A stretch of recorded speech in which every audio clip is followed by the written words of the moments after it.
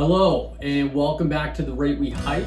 My name is Mike Shanley, financial advisor with Walnut Peak Financial Consulting. Thanks for joining me again.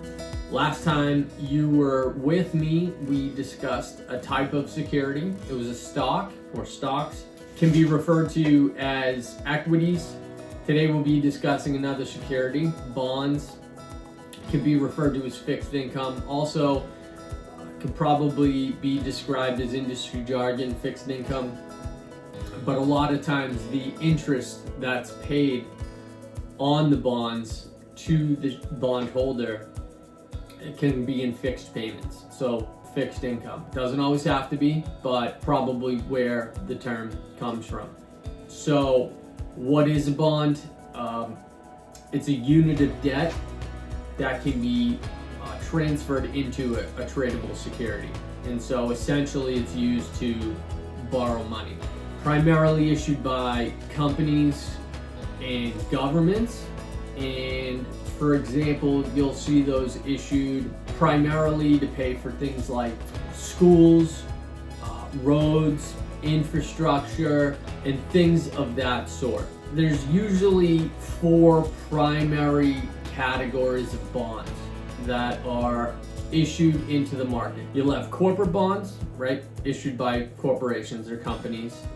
You will have municipal bonds, so those are issued by municipalities or cities. You have US Treasury bonds, and then you have agency bonds. So those are government affiliations. So agency bonds would be like Fannie Mae. So those are, issued for housing and things of the sort. Most bonds share common characteristics. The issue price, which is the price that the bond issuer originally sells the bond. The face value is the amount the bond will be worth, and maturity. The coupon rate is the percentage of the interest the issuer will pay on the bond. The coupon date is the date on which the issuer will make the interest payment. And then the maturity date is when the bond matures and the issuer pays the face value. So the other thing that I want to point out is that interest rates and interest price move inversely. The way I was taught was to think of a seesaw. It is elementary, but it is super easy to understand. So as interest rates rise, price drops.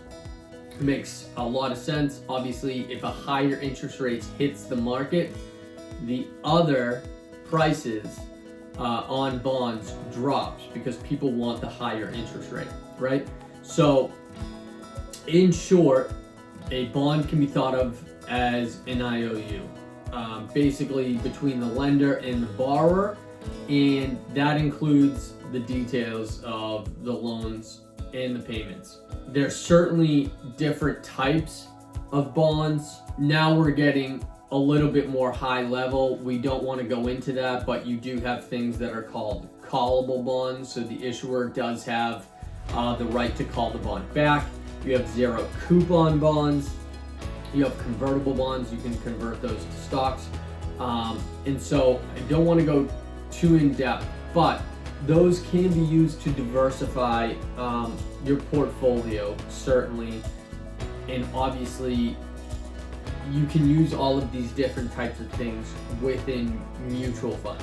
As far as risk profiles go, trying to reduce risk and things like that, bonds are typically considered less risky than stocks. To put that in perspective, if you were younger, you might have a portfolio that was completely made up of stocks, and as you get older, you will decrease your stock mix and increase your bond mix, so that as you get older, you have less of a chance of losing the value of your portfolio, so that you can hold on to the assets that you currently have, or have a better chance of holding on to the assets that you have. Bondholders have unique access to whatever assets that a company may have if it were to go into bankruptcy. They have first dibs on whatever assets are left after bankruptcy over the stockholders.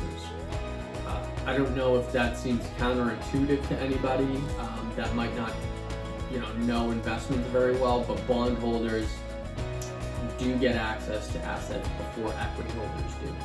I think the most key thing to know about bonds is that they are an important piece of diversification for any investor. They mitigate risk and they provide income. I know that for a lot of people, the way they are presented income options from professionals come in a variety of ways, but it is important to know that bonds presented in the right option can provide income for life, so long as you go along the right steps along the way and you have a professional lay out those options correctly.